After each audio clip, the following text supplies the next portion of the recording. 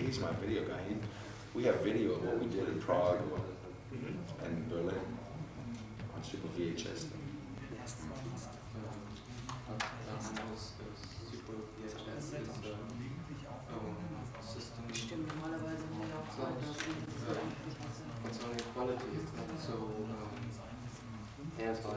It's not so good?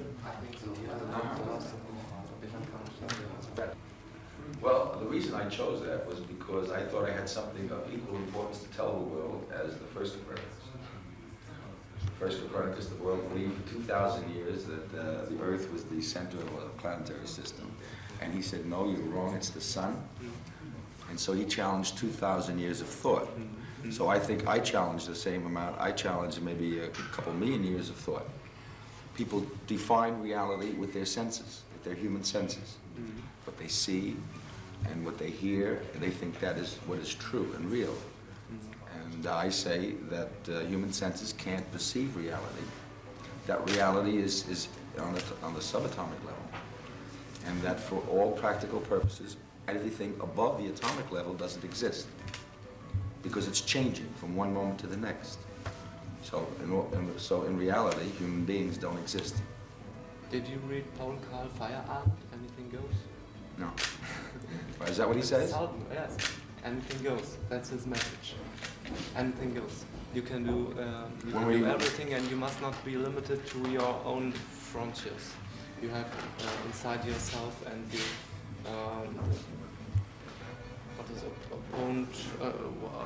what you receive from society. You have to be free, and anything goes. I don't think I'm saying that. I might be saying that, but I think I'm saying something also in addition to that. Literally that you don't exist, that you're not here, that you are not here, that you were never born, and that you can't die. That's what you say? Yeah. What is coming to you right now is an illusion. This is all illusion. This is not real, what's going on here. Reality, it is impossible to perceive reality with our senses. And the first thing is to abandon the senses. And what is that? What we are doing here? What we are We're not here. We're not here. No?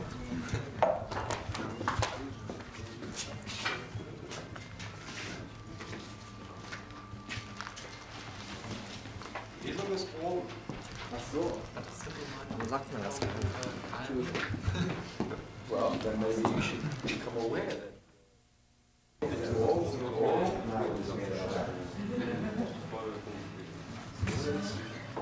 this is where reality lies. You can't see this. And what you don't see, you can't see anything. Your eyes are jump. I don't know who they are. I was convinced. I never heard of them.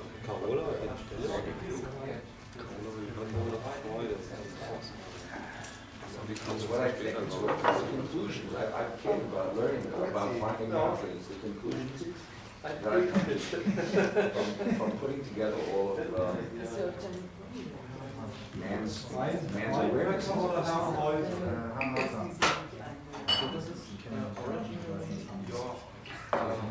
Why do you did not read something? No. I asked myself, how can I get to this philosophy without the help of others?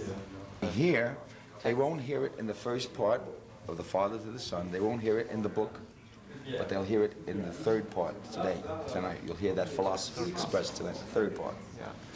But when I go on stage, then that's completely Copernicus. That's completely that philosophy.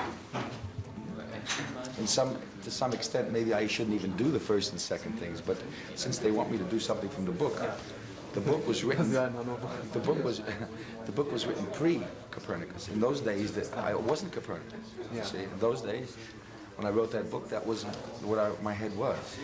You're Copernicus since when? I'll tell you, I would say the realization started taking place around 1972. Yeah. And I would say maybe the name is 74, 75, something like that. No, 73, man, I'm not sure. Is there some special kind of event?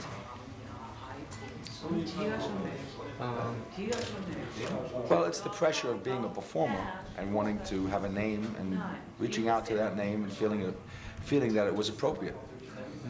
I felt that expressed who I was at the time. I continue with it. And people who know me feel that it was a good choice. Joseph Smolkowski does not express that whole world. And I also have a belief that every man should name himself. You should rename yourself. You should not be the same creature that you were born. When you come to a new realization after thinking, you should rebaptize yourself and give yourself a new name. Because if you keep the same name that your parents gave you, that's a terrible thing. Because that carries all the luggage and all the garbage that was dumped on you. You have to carry that around for the rest of your life. By changing your name, you go, the garbage goes away. That garbage is dangerous. All that old stuff. It's dangerous stuff to carry around. But how can I know to do the right thing, to give me the right name? Your brain, that's the only thing that can tell you. Your brain. That's your guide, your communication with yourself. That's all you can go by.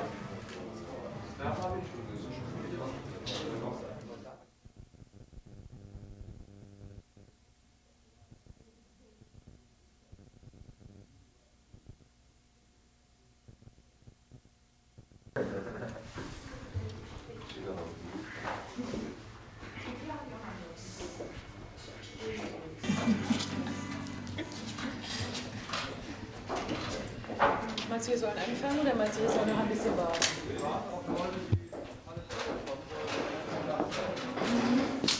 Wie weiß? Nein, versuch mal.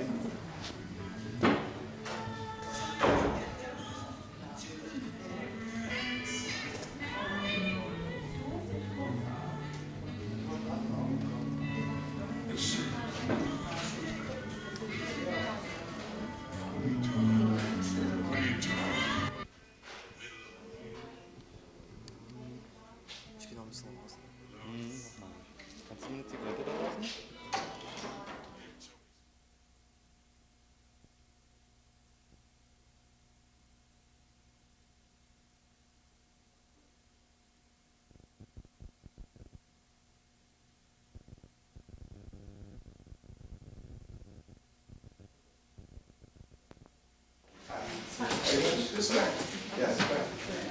Okay.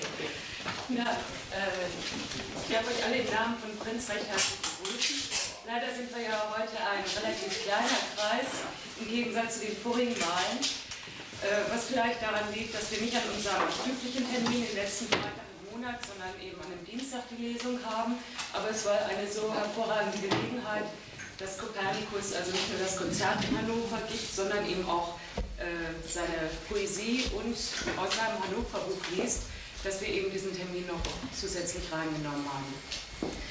Und bevor ich ein paar Worte zu ihm selbst sage oder zu dem, was er gleich machen wird, möchte ich trotzdem auf unsere nächste Lesung hinweisen, die am 25. Januar ist. Und zwar liest da Fritz Willig, Rechtsanwalt und Notar in Hannover, aus den Werken eines relativ unbekannten Autors, eines Nachfahren von François Villon, wie man aber sagt, aus den 20er Jahren. Jakob Haringer heißt er. Und das sind Räubermärchen und Lieder eines Lumpen, passend zu einem Rechtsanwalt. Und eventuell sogar eigene Werke von Fritz Willig. Dazu müsste man ihn aber erst überreden. Heute werden wir von Copernicus als erstes ein sehr dramatisches und eindrucksvolles Werk, wie er selbst sagte, hören, über Vater und Sohn, wo er selber den Vater spielt, aber es ist ein autobiografisches Werk auch, das er hier performen wird. Als zweites ein Auszug aus dem Hannover Buch, was seine Eindrücke von vor 30 Jahren schildert, hier in Hannover, Es ist ein unveröffentlichtes Manuskript, was er gleich nach seiner Rückkehr nach New York dann über Hannover geschrieben hat. Als drittes Gedichte von ihm, die auch eben als Verse für seine Musik Verwendung finden, sonst wird er hier vortragen,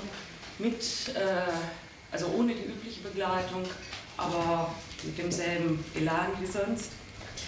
Und als viertes dann auch seine Auszüge aus seiner Philosophie oder seine Philosophie hier vorstellen, wegen der er sich eben den Namen Copernicus gegeben hat, weil er diese Gedanken, die er da hatte, für ebenso wertvoll hielt, wie die, oder ebenso wichtig hielt, wie die Gedanken des Copernicus, die das Weltbild veränderten seiner Zeit vor vielen Jahren, weil seine Philosophie sagt, dass nichts existiert, dass die Realität eine Illusion ist. Aber das wird er uns dann selber genauer erklären.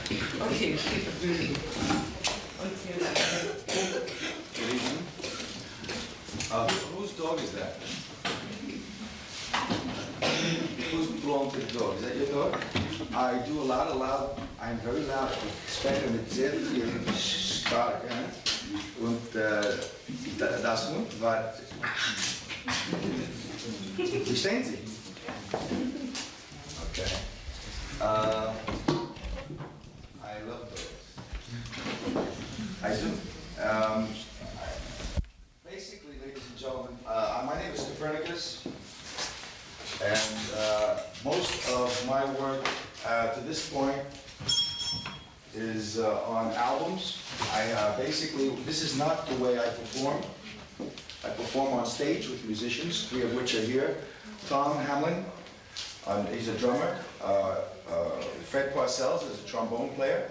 And Mike Fazio is a guitar player. They're here now. And I have another bass player who will be performing, coming from London. Will be performing at Hanover, tomorrow in Hamburg, and next day at Bad Hanover. And then we go to Berlin, Marburg, and then to Berlin on the 22nd. We have 3 albums. 3 albums. This is my new 4th album. And what I'm going to do today is divided into 3 sections. The first section will be a performance piece, which is in my 2nd album called The Lament of Joe Apples. It's a performance piece and it is autobiographical. It talks of my childhood with my father.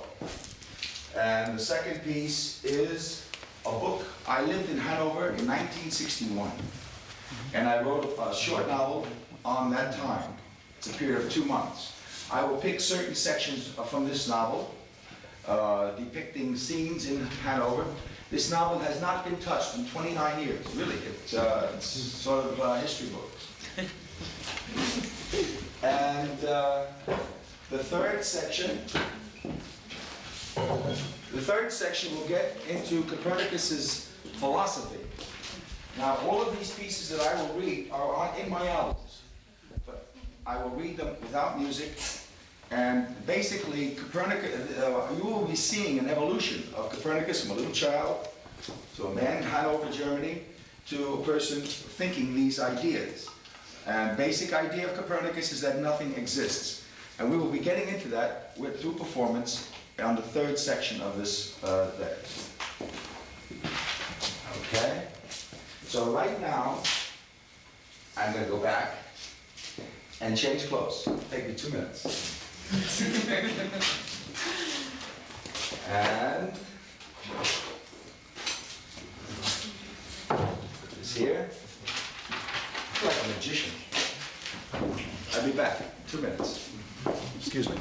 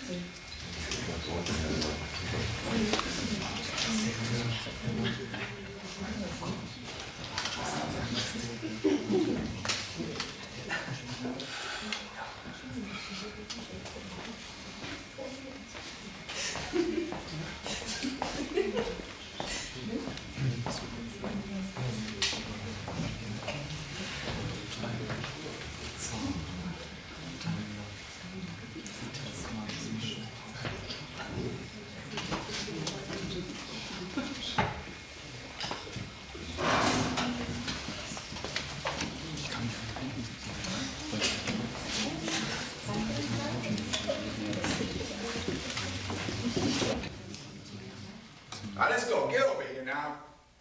Get over here.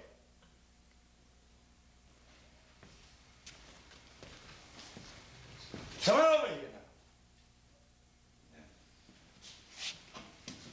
Get over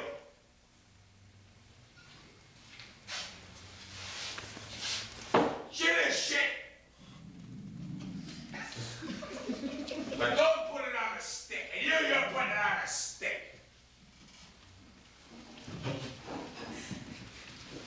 What do you think you are? A big deal? You're no big deal. You're shit. That's what you are. No good. Not good for anything. You come over here and start giving me a running around. What do you think you are? Some big deal?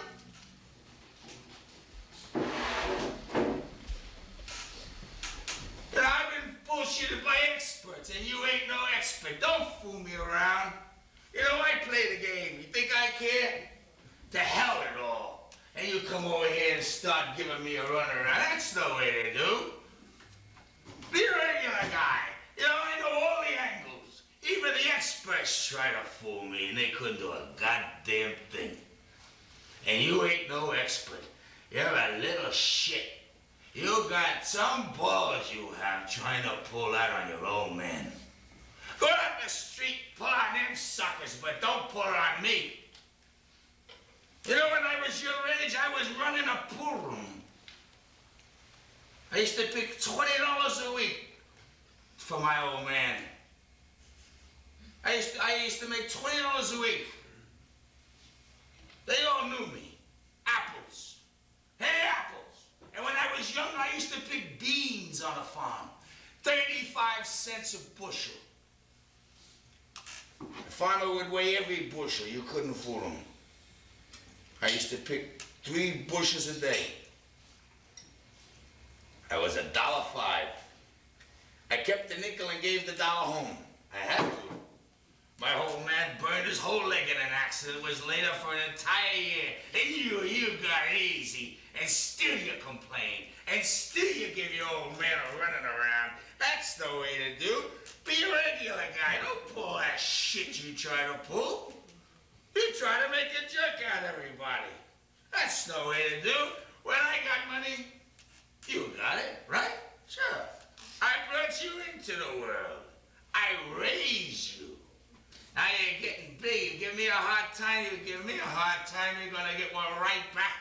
And that's no bullshit either. You know, that bag is almost full. Once it starts to overflow, look out, then there's gonna be trouble. You think I'm fooling? I'm not. You're like your mother.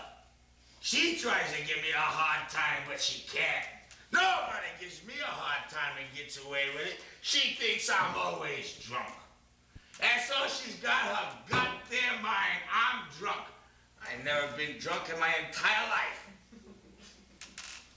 Sure, I take a drink now and then, because that's my pleasure. Do I say anything when she gets up in the morning, has 10 cups of coffee? She gets up in the morning, has 10 cups of coffee. I take 1 drink, I'm no good, and she's good. Did you ever see your mother drunk? She was drunk plenty of times. I first met her in a bar. She says I stink. When I shit shit and it stinks. But when she shits, out comes Chanel number 5. She's good for you kids, but for me, she's no good. You weren't even born and your mother didn't want you. But I wanted you, and you were born. I can tell you plenty of stories about your mother. But you're too young to understand. I'm a working man, a top-rate painter. You can whistle at my work. Jobs I did 10, 15 years ago, still like new. Sure, I paid all those Jew homes, and they all shake their heads. Joe, they say, it's worth $1 million. Sure, it's worth $1 million, because I'm Joe Apples. And my boss, he's another son of a bitch. He's always trying to tell me what to do. I tell him, you want the job done? Go take a walk. I talk to him like I talk to anybody else. He's no better. All these bosses are full of shit. They worry and worry. What do they worry about? What are you making faces about? You did wrong, you know it. I don't care what you do, but don't lie to me. 'Cause it hurts me. Your mother lies. She lies to me. She lies like a fucking rug. I wouldn't trust her as far as I could throw her. What am I gonna do with a son of a bitch like that? She lies and lies. Everything she says is a goddamn lie. I tell her all she wants is money. Money, money, money. I tell her, give me an itemized list. She thinks she'd do it? She wouldn't. She must gamble that shit away. She must. Where the hell else could it all go? I don't give a goddamn for money. But to everything there's a limit. Shit is shit, but don't put it on the stick, and you're putting it on the stick. I try to give you everything your heart desires. What do I get for it? A kick in the ass, that's what I get. I'm sick of this shit. I'm sick of the whole shooting match here. It doesn't pay to be good. From now on, I'm gonna be a fuck-off like all of you. Think not just? You make me cry, you sons of bitches. Tears come to my eyes. I try my best just 'cause I love her. You don't give a goddamn for me. I could kick the bucket tomorrow. Nobody would care. Only little Billy and Mary would cry. Your mother would run like hell to the bank with the insurance policy. That's all she cares about. The goddamn money. Would you cry? You wouldn't cry. You'd run with your mother. I'm no good, and she's good. Well, that's what you think, don't you? You'll find out someday. I'm the good one around here, and she's the one you're gonna watch. She'll steal your eyeballs if you weren't looking. When you were a little fuck like Billy, who used to clean all your shit and watch you? Who? Your mother? I'll be goddamn. I was the one. I used to take you fishing. I used to take you to the movies, every place. Now you're big, you take care of yourself. You big, you think you're gonna give me a hard time. You give me a hard time, you're gonna get one right back, and that's no bullshit either.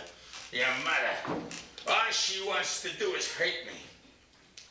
She split my head 3 times already. She wants to kill me. I don't do a goddamn thing. She comes right away with a fucking shoe, ready to kill me. If I hit her once, I'd kill her. Yeah, don't worry. I could hurt her for $1 million. I love your mother. But she always gives me a hard time. She nags and nags. She drives me crazy. She drives me crazy. Don't tell me to stop yelling. Fuck the neighbors. I have to yell. You bastards would never listen to me. I'm a working drinking man, so what? I like to drink. And there's no son of a bitch living gonna stop me. There. You got a pair of pants on your ass? You got enough to eat? You got a roof over your head? You satisfied? Yeah? You better be satisfied. Who the hell do you think brings all this shit home for you kids? Your mother? I bring the money home for you kids, not your mother. All she knows how to do is spend and nag. Never get married because you think you love a woman. That's the worst fucking thing you can do. Marry a rich old bitch, inherit her money, and then take it easy. Don't be a fool like me. And I was told before I married your mother that she'd give me trouble. Old Mrs. Geddes, her boss, told me, Joe, she said, if you marry her, she'll give you trouble. And sure as shit, she was right. I can't believe what that woman said. Even her boss knew her. Son of a bitch. What's the use? I talk and talk, and it doesn't mean a goddamn thing. One day I'm gonna stop talking, and then you're gonna get your ass kicked. I never hit you in my life, but one of these days you're gonna get something you're not looking for. Someday, when I'm in the grave, you're gonna think of all the hard times you gave your old man. Go ahead, get out of here. Go ahead, get out of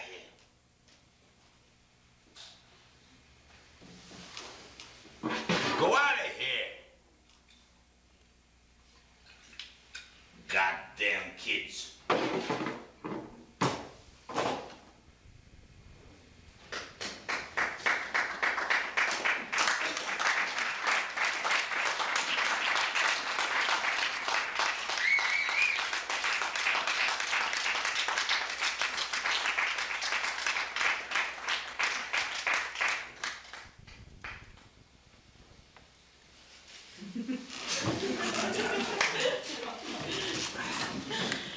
I'll be right back.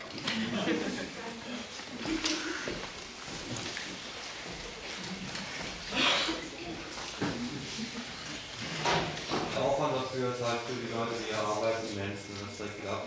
Das heißt immer, also jeweils zu dem passenden Text, also passendes Bier. Es gibt halt hier Schätze American National, Hübschen Bier und Hübschen Cola. Und Whisky in Plastikbechern. Und ja.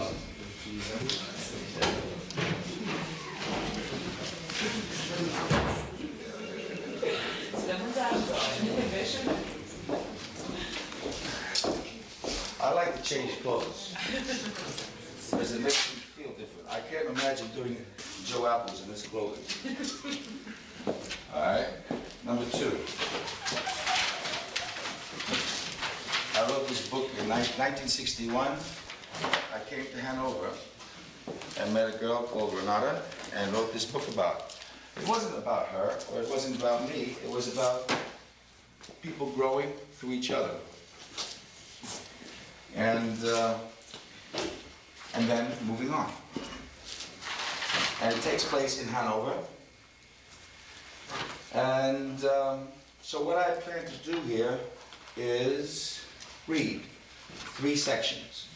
2 sections and a 3rd section which is shorter. And I just like to get a little of this tea. And as I said, I wrote the book and then tried to get it published in 1961. And they said I was copying Hemingway. So I got angry and put it in a box and left it there. And then 29 years later, I said, gee, I want to tour Europe, because at that point I had 3 albums. And the first place that I got a concert was where? Where? Hanover. That's spooky. I said to the guys, you know, I wrote a book about your city. He said, what? I said, yeah. 29 years ago. So they were interested in it. Here I am. Okay.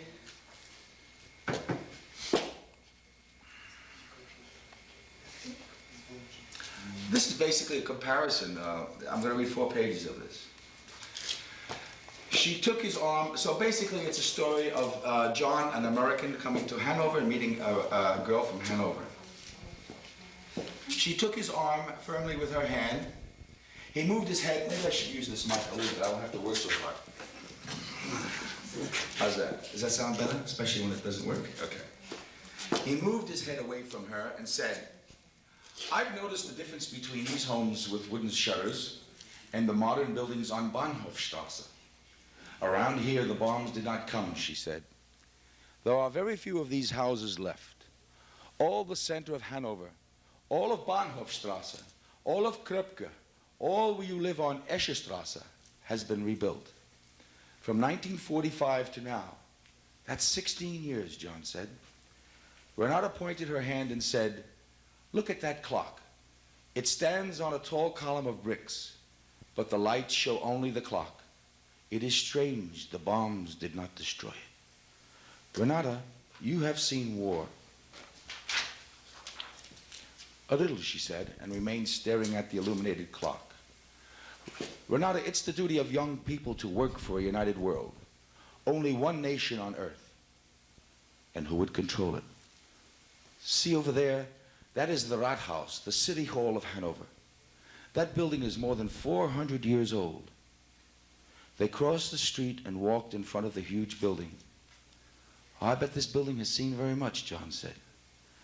She turned and slowly started walking on a path that led around the building. Behind the massive structure, there was complete darkness. At first, John wasn't sure she was heading there. He immediately thought she would turn off somewhere, but as he continued, he saw nowhere to turn off. The only way to avoid entering the darkness was to stop and turn around, but she led him forward. Fog had begun to fall. As they walked, benches appeared. Almost every other bench was occupied by two embracing shadowed bodies. The shadows blended these coupled bodies into one. Only in the movements of their heads could they be distinguished. John gave a quick, unnoticed glance at Renata. They continued to walk quietly until they approached the lake. The shore was raised high above the water. Thin, drooping, motionless branches of slender trees surrounded them. It was impossible to see any stars. Only foggy moonlight penetrated into the lake's tiny ripples. On the other side of the lake towered the Rathaus, with its illuminations increasingly dim by the falling fog. They stopped at the edge of the embankment. "It's very beautiful here," he said. "Yes," she answered. "I come here often." They both looked out over the lake. "What do you usually do on a weekend?" he asked. "I read or do some extra work for my employer. I do not like to go into the city." "What do you like to read?" "Politics and economics." "Politics? What about politics?" "Communism. I think before I say I do not want communism, I must understand it." "True," John agreed. "I have read Das Kapital of Marx." "You did?" John's voice was enthusiastic and surprised. "Do you agree with what Marx wrote of the bourgeois and the working class?" "Well, I think the rich should not be so rich, but people should be free to enter their own business." "Why wasn't there a revolution against Hitler?" he asked. "What Hitler did, all the fools in Germany believed was for their good. Do you think you could have acted differently had you lived under Hitler?" "My parents did not act differently." "Well, what about you?" "I and all the world have suffered because my parents did not act differently. Who knows? Maybe they had no choice. Maybe I would have no choice." She moved uncomfortably and pointed and said, "Let us sit and talk on that bench." They walked to the bench and sat down. Across the patch of black grass about 150 feet away, he could see the figure of a man sitting on a bench. She saw the figure too. But I don't want to continue with this. Basically, it's a description of Rathaus and of Marseille. I'm going to go into page 45.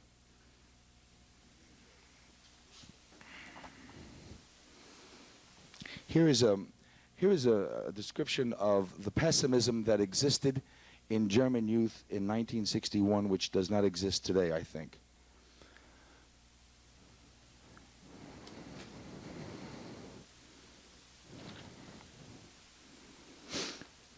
John bent his head, and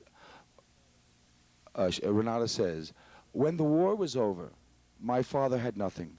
We did not want to live under the Russians, so we moved here to Hanover in the West. We are lucky to have come here.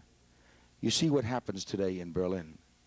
And now with this trouble in Berlin, you can't go back to East Germany." "We cannot." "Do you have any relatives there?" "Many.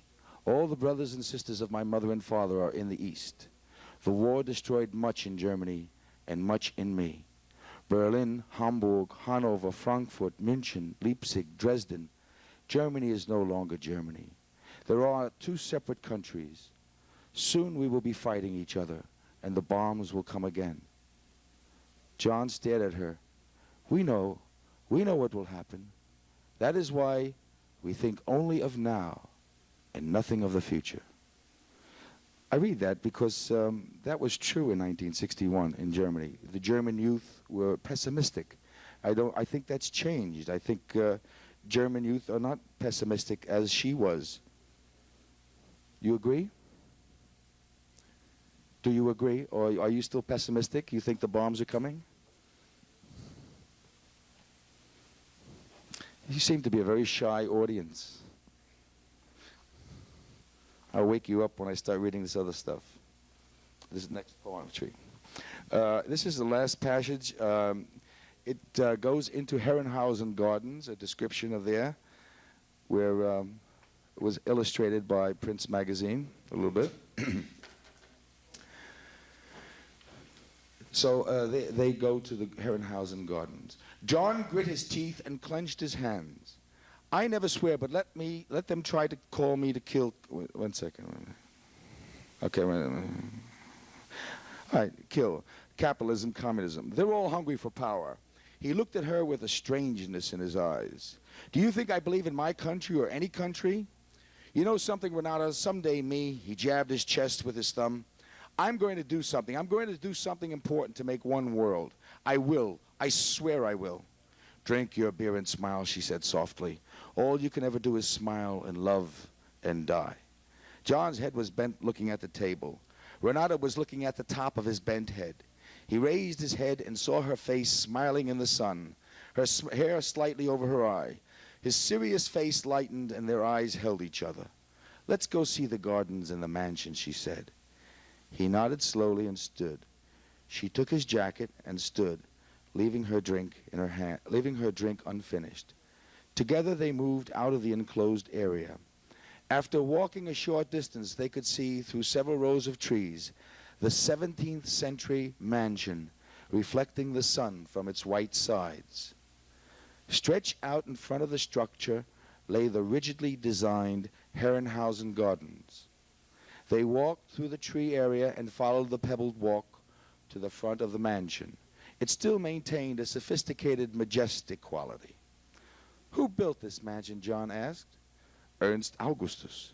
He was a ruler of Hanover. And after he died, other German rulers and princes lived here. Can we go inside? No, I think only during the week. They turned and faced the main part of the gardens called Der Große Garten.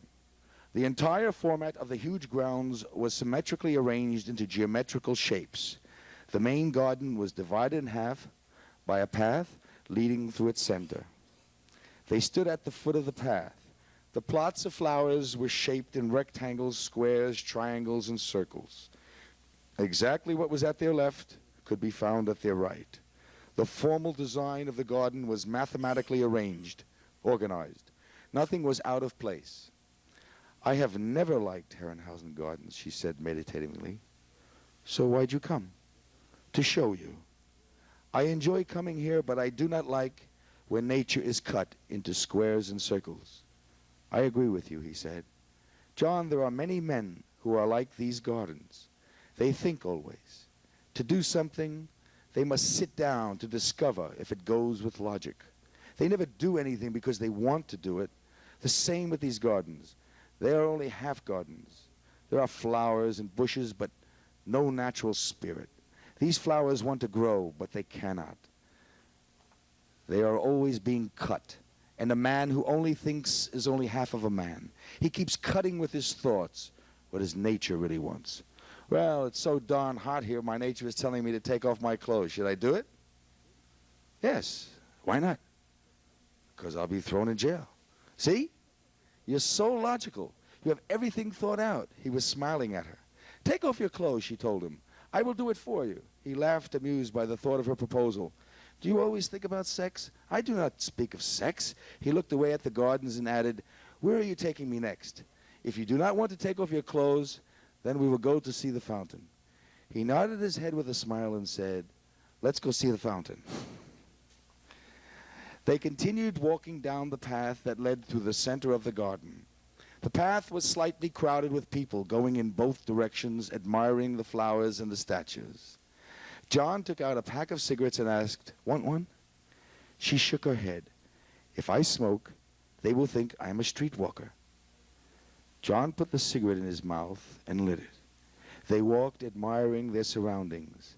They began to approach at their right a large white marble statue of a woman sitting on a chair holding a book. Sophie Kurfürstin von Hannover, gestorben den 1714. John read the inscription at the bottom. She was an electress of Hanover. She died in this spot, Renata said. Right here. Yes, this is a spooky place, he said. Spooky, what does spooky mean? Spooky, scary, frightening. Ghosts. Spooky. I like that word. She pursed her lips and repeated it. Spooky. John, you are spooky. I'm spooky. Yes. How? In different ways. You always seem to be searching for something. Everybody searches for something. Not like you. Not many travel 7,000 kilometers only to search. Okay, I'm spooky, and I'll be spooky all my life. Before I reach 30, I'll have searched in every major city of the world. Then you will have nowhere to search after you are 30. He looked at her eyes. Maybe by that time I'll have found what I'm looking for. What are you looking for? Or whom are you looking for? What?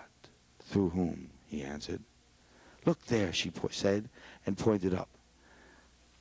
That is one of the highest fountains in Europe. They approached the famous Herrenhausen fountain, pressuring its water 150 feet into the sky. As they stood there watching the upward surging column of water, they moved until their hands met and joined tightly. Then they turned together and walked away. The path was shaded by tall, heavily leaved trees. It's cool under here, he observed. John took out his cigarettes and looked at her. Do you want one? Now? No one is here. She glanced around and answered, yes. He shook several cigarettes partly out of the pack and moved the pack to her. She took one. He put the pack into his breast pocket and stopped to light her cigarette. The struck match made a noise, and in a second, the two were casually inhaling and blowing away soft white clouds.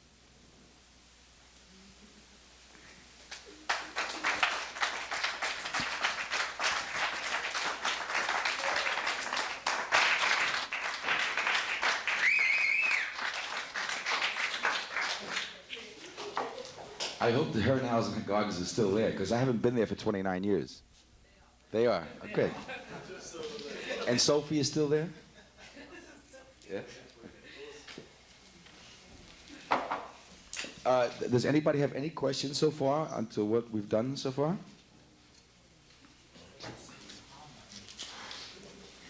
Because now I'm going to go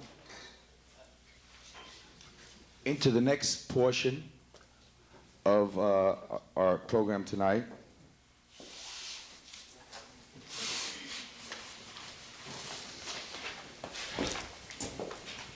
What we basically saw here is really two pictures of Copernicus as a little boy. Copernicus is growing into a man, and this is the monster that starts that he turned into, writing this, writing stuff like what's going to be read tonight. All of these poems are either written before or done spontaneously. This one happens to have been written before performance. Basically, Copernicus believes that nothing exists, that all matter is made up of atoms, that human flesh, the air, that any object is the atoms are being in constant motion, and because they're in constant motion, no one stays the same from one moment to the next. And in not staying the same from one moment to the next, you are really denied existence. If, let's say, this line is Copernicus, the next moment there is another line, the next moment there's another line, the next moment there's another line, and another, and another, and another. The question is, which one would be Copernicus? This one or that one, or this one or that one? And based on that, it's a very simple thought, I think. That means you're really not here. And you can't die, and you were never born. All of that comes from that. This is the guiding thought that comes through all of these albums. And this will be the guiding thought that will go through the poetry that I'm going to read you now. This first piece is called Atomic Nevermore. Now, I would like to say before I start that the performance piece I did with the father and this book have nothing to do with this. These things were written ages before there was a creature called Copernicus. So these ideas are later developments. So don't accuse me of being inconsistent with this, what takes place here and what took place here or there. Come into the end of the illusionary human world. Come into atomic nevermore. No past, no present, no future. Gone forever into the eternal atomic unknown. No time for the illusion of identity. Impossible to see or touch, only to feel and think. Being at every moment in the fiery sea of atomic activity. Free, free, free of all human rules. Disappeared in spontaneous atomic laughter. Come into the end of the illusionary world. Disappear into the warm atomic nevermore, where we lose our we, non-existent, loose and smiling and free.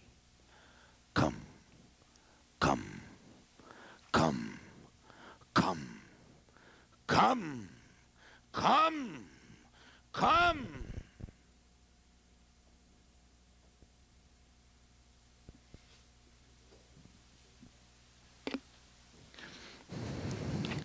This is a very short piece called Lies.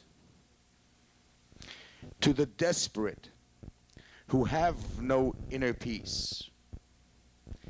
Me, I have no generation. I have no time. I have no race. I have no species. I have no country. I have no planet. I have nothing. I am free. I am free. I am free of so many lies.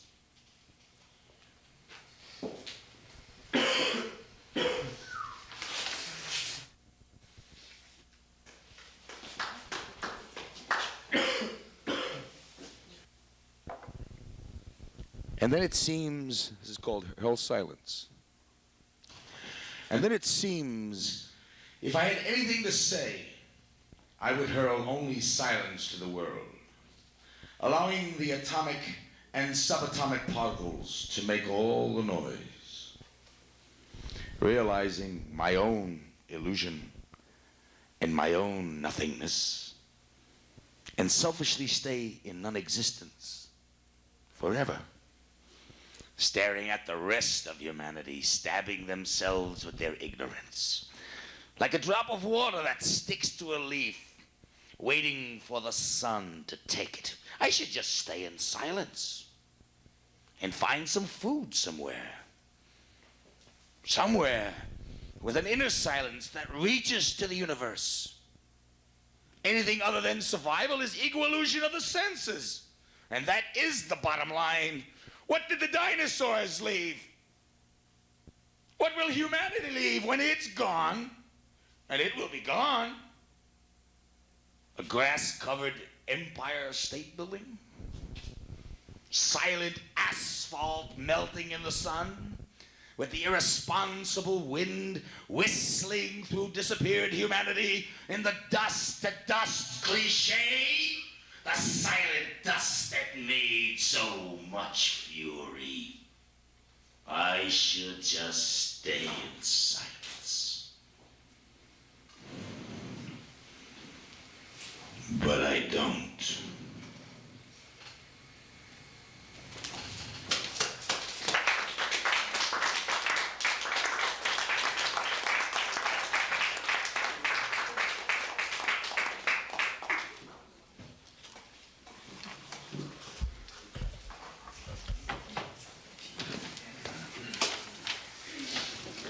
Here is a piece called Atom by Atom.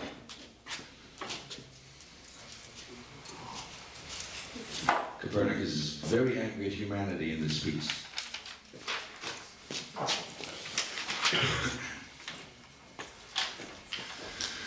Let the rain fall on my tombstone and wash away my name.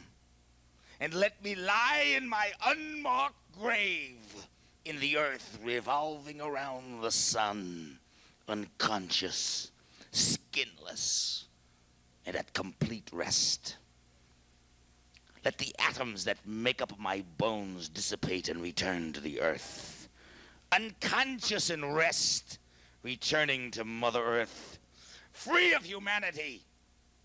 Free of humanity. Animals that have everything and nothing. Humanity. Enemy of the earth. Blow yourself away. Blow yourself away, humanity. The sooner you turn yourself back to atoms, the better. The sooner, the better. Conscious life is a waste anyway. The earth can do without you.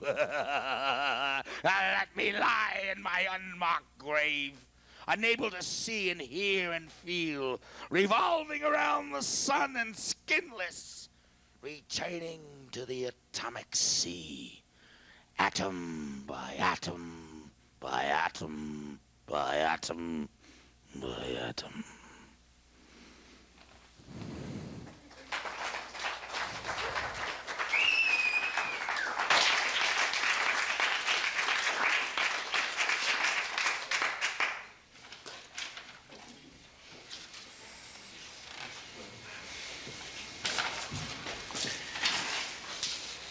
In the world of Copernicus, patriotism is a sin.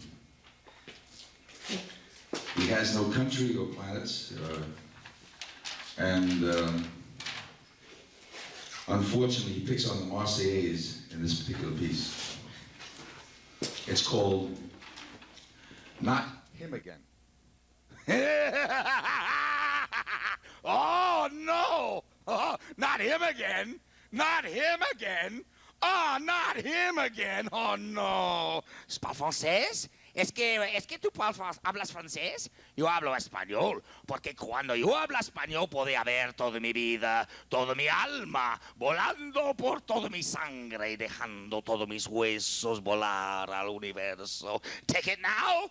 So good, sing. It's all right, peace. Take it. It's so good. It's so good. Gallia est divisa en tres partes.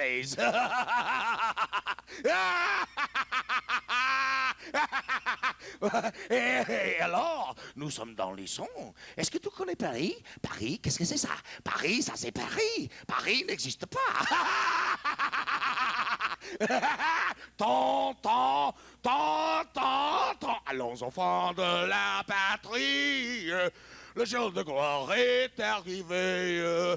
Contre nous de la tyrannie, les tendances sanglantes élevées, les tendances sanglantes élevées, mugir des féroces. Les hommes citoyens, formez vos bataillons, marchons, qu'un cinq empire abreuve nos cires. Take it now, song. Take it where I disappear.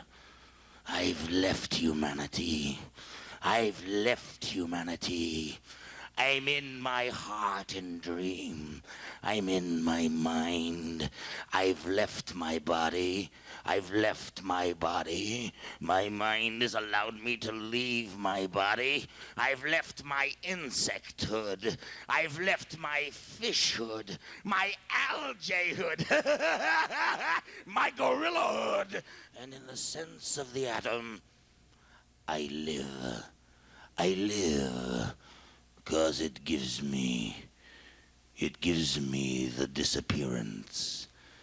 disappearance of freedom, and no one can touch.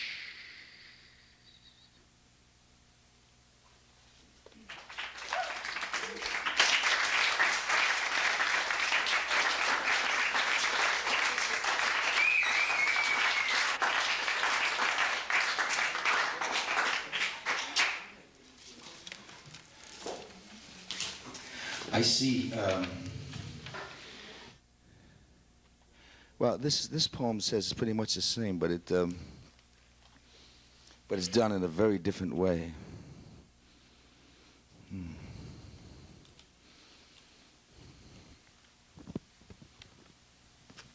I think I will read one more. A little,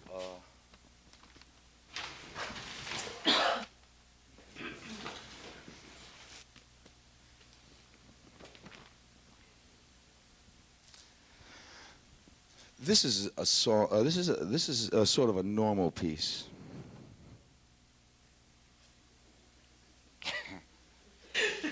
And it has to do with searching. Just as the character in that book was searching, Copernicus is on this intellectual trip of demanding to understand what reality is through his mind. That's what it is. That's what he wants. To totally, and he's dedicated his life to this pursuit. But at times, in this struggle, he gets tired. It's demanding. It's a daily struggle. And in this piece called Let Me Rest, it was written in about 6 years ago.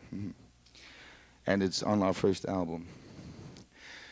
Stampeded by the teachers, stampeded by the gods, stampeded by my mind, stampeded by men, stampeded to the desert where the sun burns dry and the silence crashes into its own sky and holds the dream of the scorpion's ant, and blades of silence squish into the blood, and the palms search into the sky and ring into the warm dance that heats the soul. Stampeded to the mountain where the bears hang from the snow, pillaging forests hanging through the rain, water running through the blocks, beach songs hungering through the air, icicles mumbling in the green, stampeded to the rivers, washing in the nudes, washing through the search, washing through the baptism, torn by the tree's call where the uplifting bare arm sounds extend like prayers and the upside down figures that belch up the misunderstood songs that walk into the valley's dream. Stampeded to the ocean's blue, where the tears nourish the youth's smile, and the warm dreams that slosh through the December's Atlantic. Long-term dreams, spray on the paper of the poems, poems in the papers of the mind, stampeded in the passion of the course, stampeded into the songs, song-turned stamps, hounded by men, hounded to their cathedrals, hounded to their Stonvik songs, Gothic dreams in an unclean paper village, village where the windows hang with blood's cross, cross into the empty call where the black robes unfold like visions and whisper sweet cliches in the wind. Hounded, hounded in the ships, hounded in the plains, hounded by this one thought dream, driven by my own blank paper, driven into its own need to be felt and warmed, driven by its call to me, call to me, call to me, driven blank paper, paper blank song, blank mind, tabula rosa, the need to understand. Boiling tears, bubbling through all the mind's thoughts that twist between their village call. Sound turned into the whispering dance that clipped the soul, where even the kisses were sounding and stampeding the hounds, passing into the gnawing dream where the village street called and the cat calls thunder, raced with the rain, pounding and hounding, stampeding and hounding, hounding, hounding, hounding into the caves, hounding our life. Turn song and let it fear, let it sweat, and it beats and it beats. Almost a half a century of beating sweat, sweat into the sounded blood, blood-boned, bone-toned, tone dream song, let it gray cast. Oh, oh, oh, let me rest. Let me rest. Rest in the sand. Rest in the mud. Rest in the worst bug-ridden bed that I can find. Rest in the snow. Rest in the wearied eyes of a pair of breasts. Rest in a cloud. Rest lying in the street, watching the maniacs go by. Rest in the cold snow when the water leaks up your arm. Rest in the sleeplessness of the bar when the bartender pokes you. Rest in the darkness of the theater with a hard seat pangs at your back. Oh, let me rest!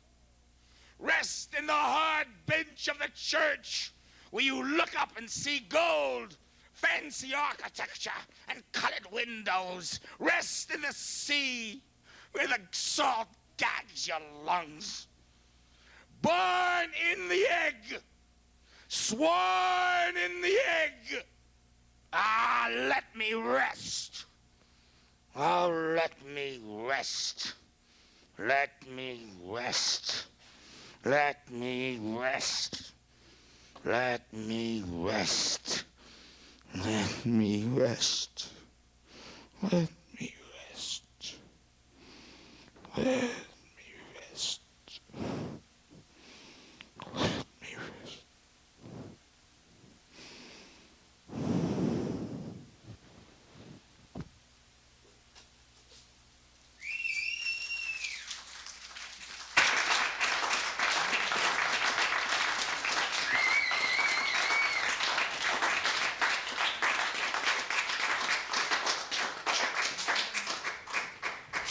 Thank you very much. If you have any questions, I'd be glad to answer them. Thank you.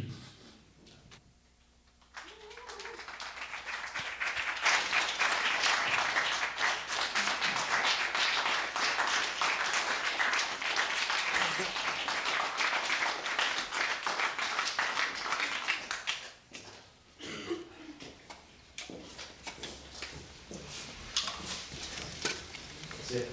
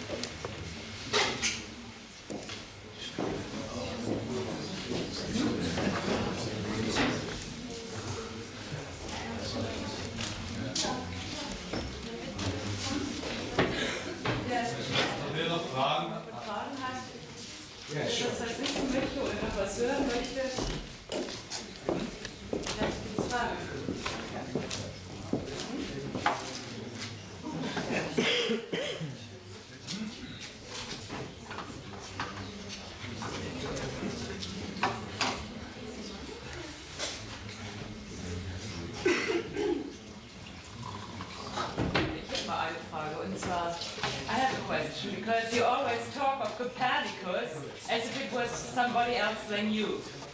How much do you identify? Frage Sie, wer sich mit Copernicus selbst identifiziert, weil man davon spricht als jemand anderes. It's hard. This is not Copernicus right now, answering your question. So it's, Copernicus was just there in the corner. Copernicus was reading this poetry for you. This is not Copernicus then. So,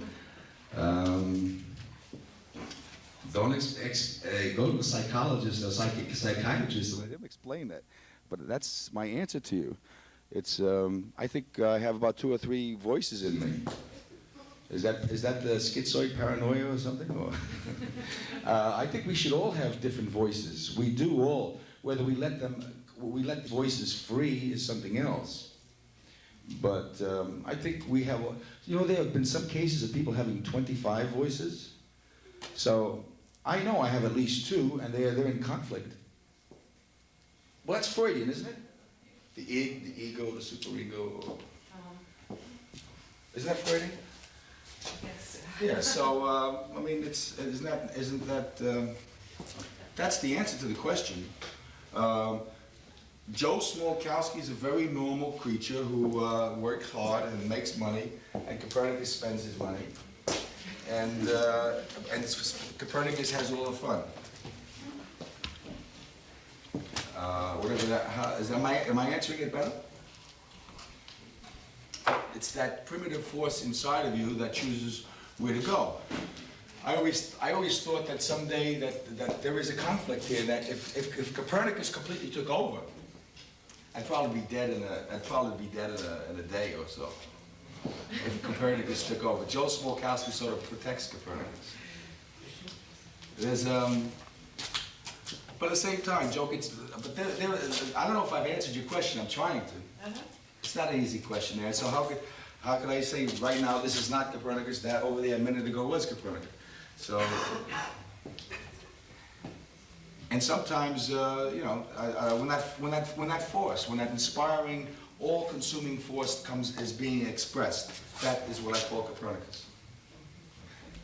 And sometimes even Joe Smolkowski writes the lyrics for Copernicus. And sometimes they're jealous over the same woman.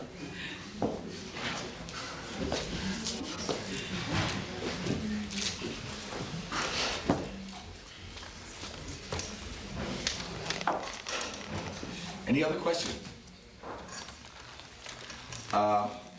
Any ideas on the idea of non-existence? Anybody believe in that? I think it's madness, or?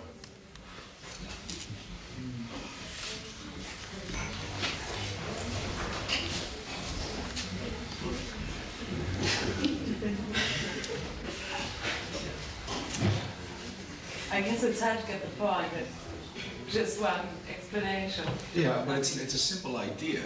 What the hard part is that it's really against Western thinking. That's the hard part. When I just saw that idea myself, it took me about 4 years of slowly fighting at it and saying, this makes sense, but it's against everything I've been taught as a little child. It's very anti-West. So that's where the difficulty is. The idea is easy, but to give up your identity. I mean, all Christianity, the whole West is made up on ego. And the whole Western tradition is based on ego and I. And Copernicus says you to give that up and just be. Be the expression of what you are at every moment.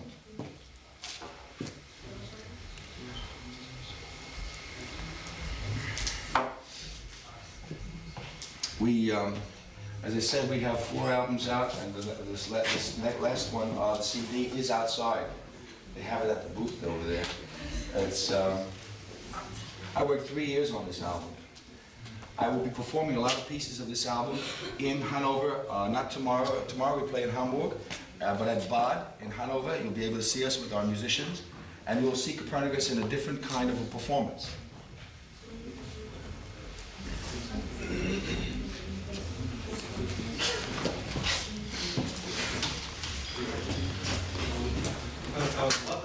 One question.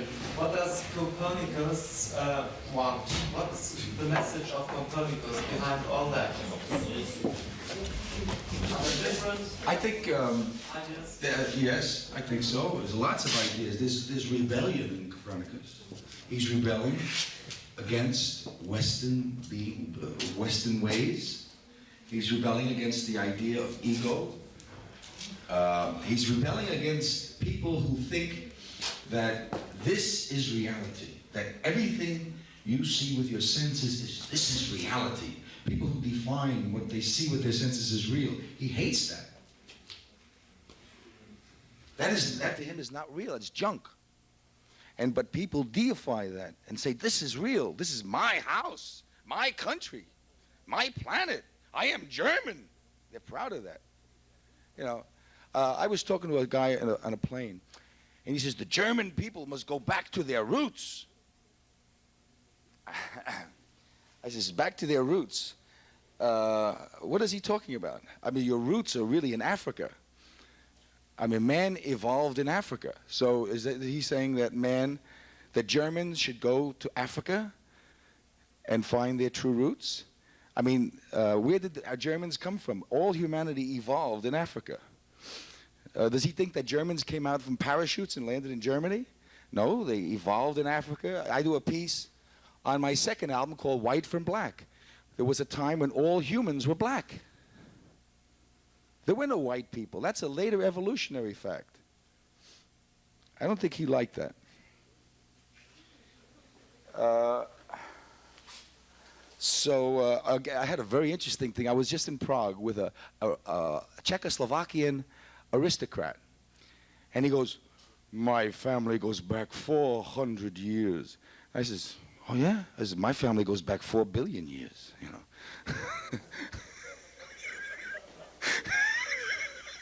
He goes, oh yeah, yeah.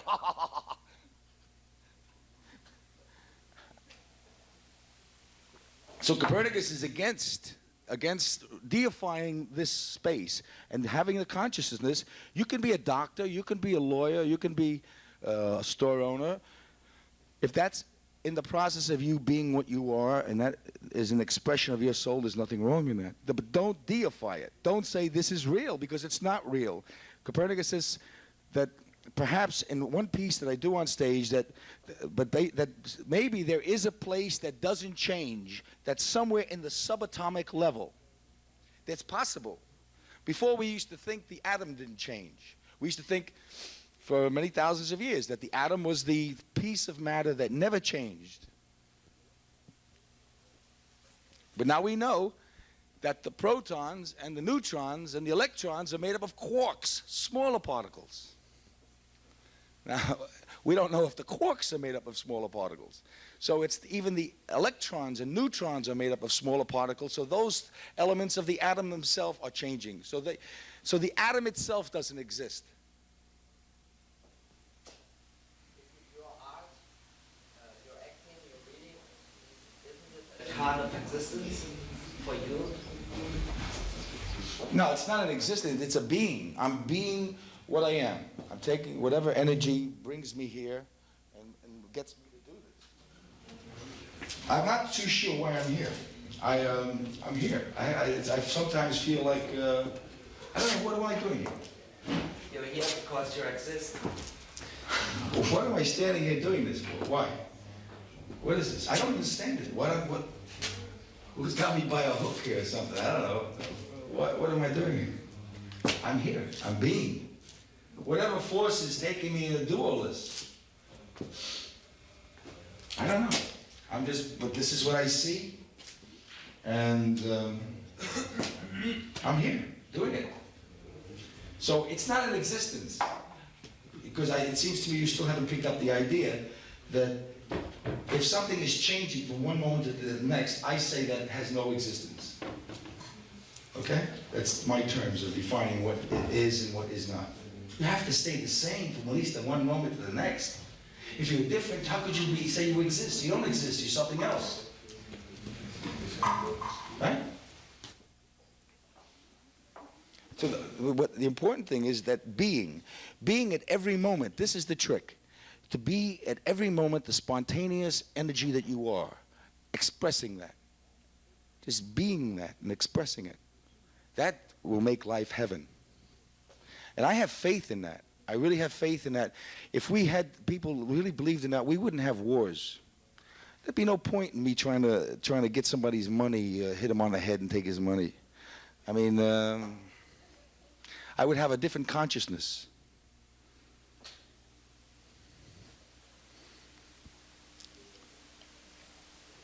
You're criticizing your Western philosophy. It's horrible.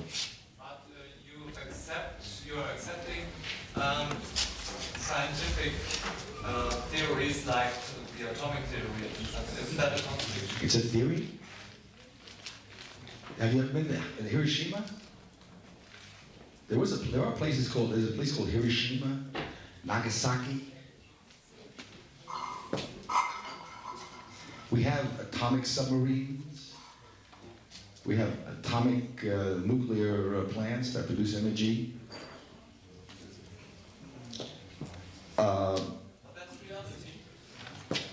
That's not reality. That's just, look, all we can do is the best that we can do. I don't say that I'm right either. I don't say that I'm right. This is the best that I can do at this time. With this idea, these ideas that I have, this vision that I have of what is real, is the best that I can do. Using the best human minds, using my human mind, using my whatever education I have. And that's all you can have. That's all you can do, is use the ultimate science of what you have, of what exists in your society at the time, and do your best to interpret it. And that's my job. So my job is to interpret it and to communicate it. And that's what I'm doing. I've interpreted what I see, knowing with the knowledge of the history of man, a knowledge of current science, the ultimate thing in science. I interpret that, and I come to a conclusion, and I communicate that conclusion.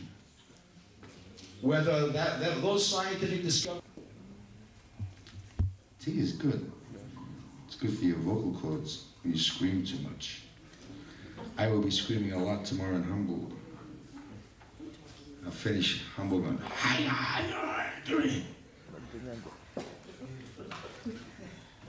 the musicians all laugh at me. But then the next day I wake up and it's all good again.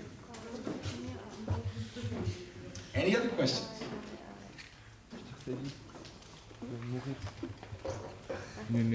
These are all frozen temperature. And we can change the room to go downstairs altogether because it's warmer. Okay. It's frozen like bacteria. It's like bacteria. And let's say somewhere enough possibilities for to exchange and to discuss about something. Because most I see them. Most of friends of France when they are here, and they are sitting because they come directly from France, south of France. Oh, we have French people here? Yeah, 4 of them there.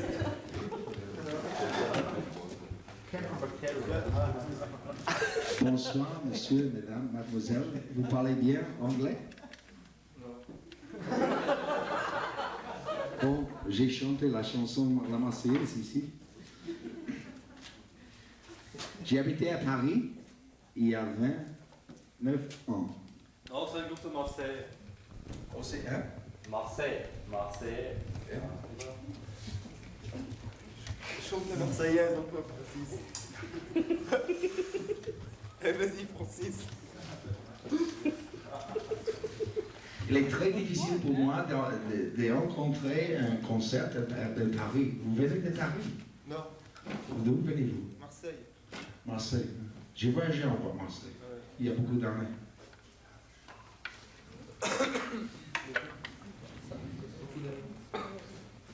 Bon, nous allons descendre pour parler, ok? Regardez.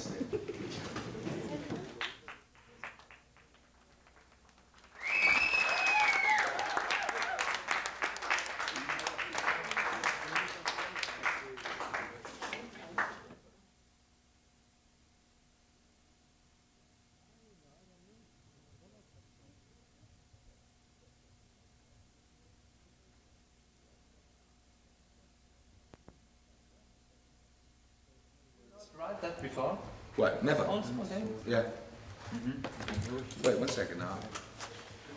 Scheiße, ist das andere nicht. No, the authorities I think was written before. That one. Number 3. 2002, das andere drauf? Inside here I think was written before. That's it. The rest is spontaneous, made up at the moment. With your band, yeah? In the studio. Except Da Da Da and Authorities was recorded in Berlin. The Authorities was recorded at Quasimodo Club in Berlin. And Da Da Da was recorded in Quasimodo Club in Berlin. I played the Berlin Independence Days last year. And this year we play in Berlin also in October, I'm not sure. Were you inspired by the events in Berlin last year? Yeah, we played in front of 9,000 people in Prague. 2 months. You want to hear the story? It is. In June of '89, we played 9,000 people in Prague. Yeah. We came to Berlin 9 days before the wall came down, October 30th. We played in Berlin. Yeah. But we also played in June of '89. We played Berlin also. Yes. And then we played in Poland around early of July of 1989. And then we played Lithuania. And then July 4th, 1980, we played in Moscow. So I was telling a Dutch guy, a Dutch person from Holland, and I said, yeah, we played in June, we played, and then 2 months later, the Czechoslovakian government fell down. And then we played in Berlin in October, and 9 days later, the Berlin Wall came down. We played in Poland, and they overthrew the communist government in Poland. We played Lithuania, and about a month and a half later, the people were walking the street declaring independence. And then we played in Moscow, and about a month and a half later, the people were walking the streets, screaming for overthrow of the Communist Party. So the Dutch guy looks at me, and he says, "Copernicus, please don't come to Holland." You have to go to Albania now. I gotta go to Albania. But I feel that what we did in Czechoslovakia was definitely helpful. What they're talking about, they would like to make me a citizen of Czechoslovakia with a passport, because we went there when the communist government was enforced. We played in front of 9,000 people. It was the first music festival in Czechoslovakia in 5 years. We just came back from there. Okay, we have to do the interview now because people are waiting. Machst du es so, dass du den Stuhl hier setzt? Dann Yeah. Okay.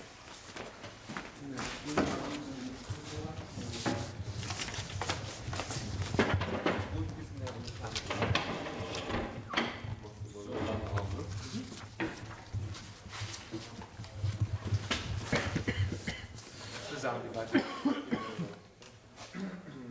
Hello. Just a moment. Sprechen Sie auch etwas Deutsch? Ja, ich kann Deutsch sprechen. Ja? Ja, ja. Oh, das ist schön für unsere Zuschauer. Oh, ich kann. Ich spreche nicht so gut, aber... Ich möchte Sie fragen, warum haben Sie sich Copernicus genannt?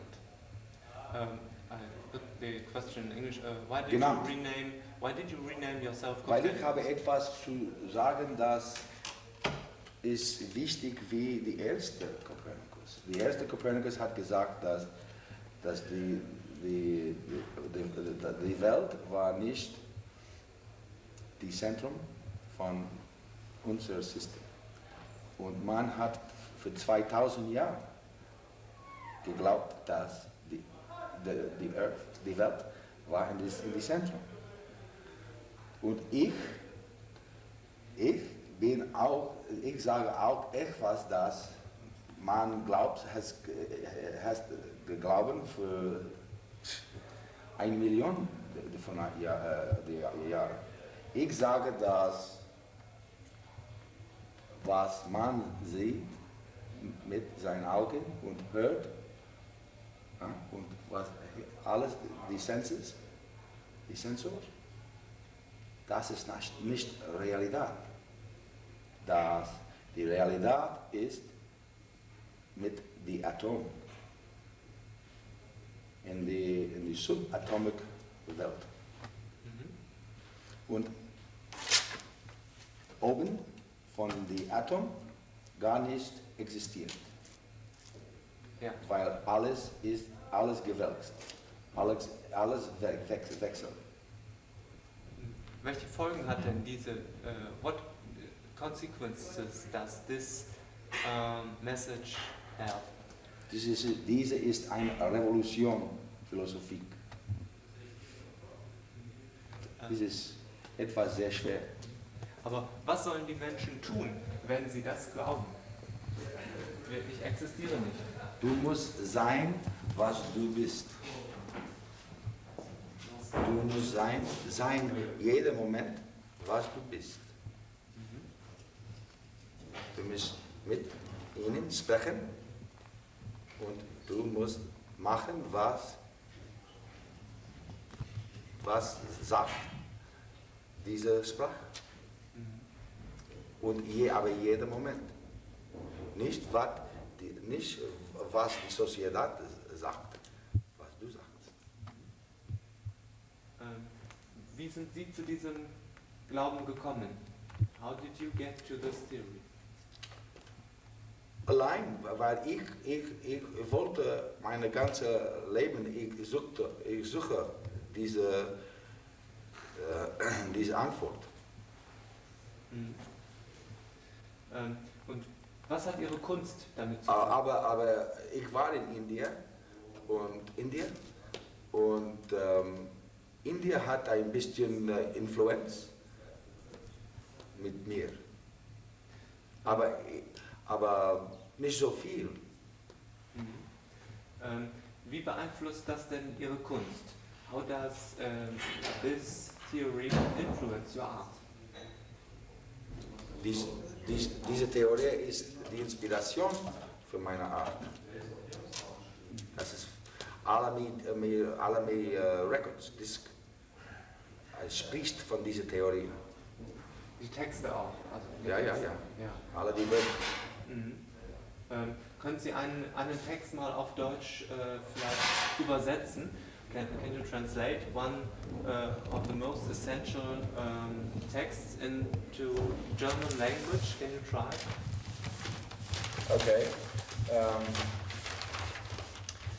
Here, Maybe the poem. lies. Yeah. Okay. Is that the most Shortest the shortest and the clearest. and is it essential? One Yes. of the most essential poems. Mhm. Yeah. Okay. To the desperate. I don't know how to say desperate. Verzweifelt. Der Verzweifelte. An die Verzweifelten. An die Verzweifelten. Ja. Das hat nicht Peace. Friede. Das hat nicht Frieden drin. Ich habe keine Generation. Ja. Ich habe keine Zeit. Ich habe keine Rasse. Ich habe keine Art. Art. That we, Ich habe kein Land. ja. Ich habe kein Planet. Mhm. Ich habe gar nichts. Ja. Ich bin frei. Ich bin frei. Ich bin frei. Ich bin frei von Lügen. so viel Lügen. Lügen. Lügen, ja. Ja. Mhm. Können wir das noch einmal haben? Andere? Nee, What? können wir das nochmal? Once again? For camera. Mhm. Can we do it again? Again, desperate. Verzweifelt. An die Verzweifelten. An die Verzweifelten. An die Verzweifelten. Die hat kein Frieden drin. Ich habe keine Generation. Ich habe keine Zeit. Ich habe keine Rasse. Ich habe keine Art. Ich habe kein Land. Ich habe kein Planet. Ich habe gar nichts. Ich bin frei. Ich bin frei. Ich bin frei. Ich bin frei von so viel Lügen. Danke. Das andere. Ja. Das geht Atomic Nevermore. Komm an der Fin von das Welthuman, das ist Illusion. Komm an das Ende der menschlichen Welt.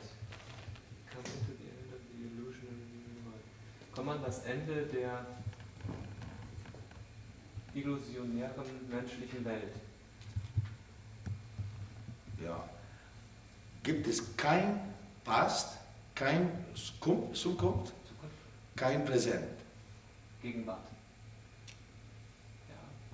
Gone for the das ist so. Keine Zeit für Illusion von Identität. Unmöglich zu sehen or touch, only to feel and think. Frei von all human rules. How do you say that? Ja. Frei von allen menschlichen Gesetzen. Frei von menschlichen Gesetzen. Ja. Disappeared in spontaneous atomic laughter. Verschwunden in spontanes Atomgelächter. Come into the end of the illusionary world, disappear into the warm atomic nevermore, where we lose our we, wo wir verloren uns.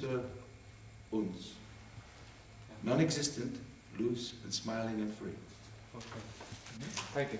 Okay, I don't expect that to be on German television. No, but I will see what I can do with that, maybe part of that only, not the whole we have right now, because it's too long.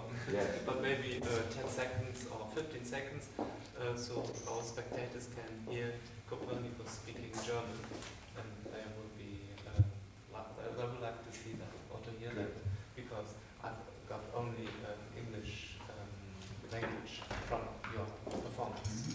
It's completely in English language, and it's nice if we have some German from you. Ich wollte nur fragen zum Buch. Du willst dazu noch was fragen zum Buch? Ich dachte ja. Ja, ich dachte das wäre.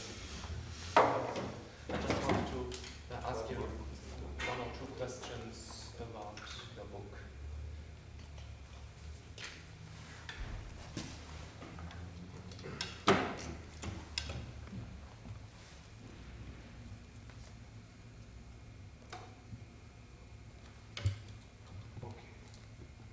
Why did you write a book about Hanover? In 1961, when I came back from Europe, I decided I wanted to be an artist. And to me, an artist was someone who saw his reality that he saw and expressed it. And at that point, I had been very affected by my experiences in Hanover. It was strong with me, and I cared about it. And it was just obvious. It took me, it looks like this very small book, but this is about 3 years of work. It used to be 400 pages, now it's only 150, but there's a lot of work here. I cried, right? Haben Sie das Buch in Deutschland geschrieben, als Sie in Deutschland waren, oder in den USA? No, alle die Arbeit war in Amerika geschrieben. Alles in Amerika. Ja. Welche Gedanken haben Sie über die Niedersachsen, über die Hannoveraner, über die Menschen hier? Immer die Leute von Hannover war sehr schön. Sehr schön, sehr universal, sehr schön, immer. Ich habe in Köln, in Hannover gearbeitet. Ich habe Bauwerk gemacht. Wie lange? 2 Monaten in 61. Das war 4 Mark, $1. Und man hat mir bezahlt 100 Mark jede Woche. Ich habe in Kolpinghaus gelebt. War das eine schöne Zeit? Schöne Zeit, ja. Obwohl Sie so wenig... Wunderbar, ich habe ein Buch geschrieben. Ja. Mein Leben hat gewachsen für diese Reise in Hannover. Sie hatten ja auch eine Freundin hier, Renate Meyer, habe ich gelesen. Können Sie etwas darüber sagen? Sie war eine Person, das hat mir sehr viel gelernt von Leben mit dieser Person. Und sie war sehr wichtig für mich. Wenn Sie jetzt mal die Menschen vergleichen, die Sie in Hannover kennen, im Vergleich mit anderen, Berliner, Kölner, sind die Hannoveraner oder die Niedersachsen, sind die anders? Sind die Menschen anders? Are the people in Hanover, are they different, or is there a difference from the people in Berlin, Hamburg, Cologne? Oh ja. Oh ja. Gibt es Unterschiede? Ja, sicher. Berliner ist nicht Hannover. Hannover ist nicht Köln. Köln ist nicht München. No. Die Leute sind different. Was macht den Hannoveraner aus? Was ist der Hannoveraner? Starker, serious, more serious, serious, more serious. Ernst. Ernst. Ernst, yeah. Ernst. More serious, but the Berliner likes to play more. The Berliner wants to play more. Yeah. Hanover, more conservative, more serious. hardworking, maybe more hardworking, I'm not sure. Mhm. Ja. Könnten Sie sich vorstellen, in Deutschland zu leben? Oder nicht? Wann? Jetzt? Ja.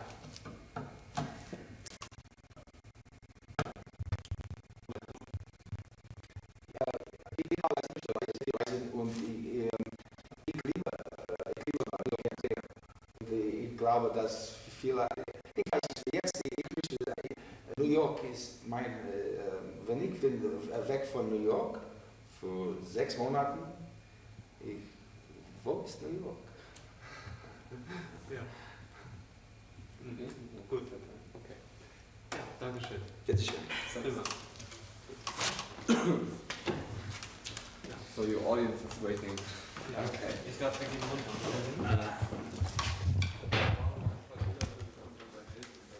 Muss ich hier vorstellen?